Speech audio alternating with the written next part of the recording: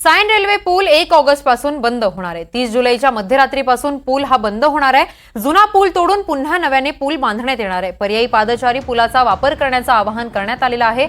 याच संपूर्ण गोष्टीचा आढावा घेतलेला आहे आमचे प्रतिनिधी देवेंद्र कोलटकर यांनी। आपण पाहूयात।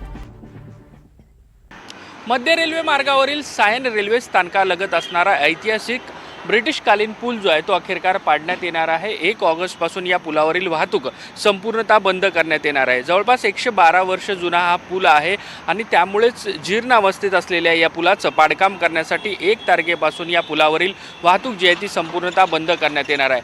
IIT मुंबईद्वारा स्ट्रक्चरल ऑडिट जे आहे ते या पुलाचं करण्यात आलं होतं आणि त्यामध्ये वाहतुकीसाठी हा पूल जो आहे तो धोकादायक असल्याचं आढळलं होतं आणि त्यानंतरच या पुलाच्या पाडकामाबद्दलच्या हालचालींना सुरुवात झाली होती।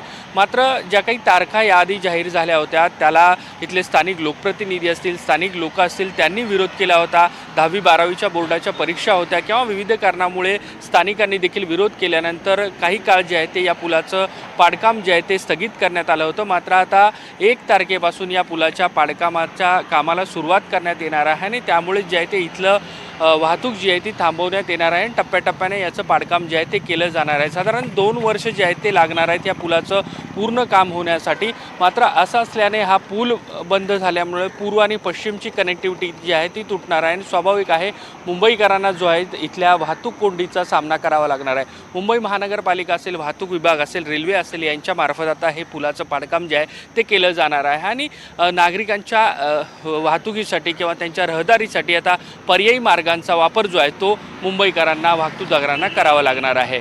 व्हिडिओ जर्नलिस्ट प्रणितसह मी देवेंद्र कोलटकर, NDTV मराठी, मुंबई।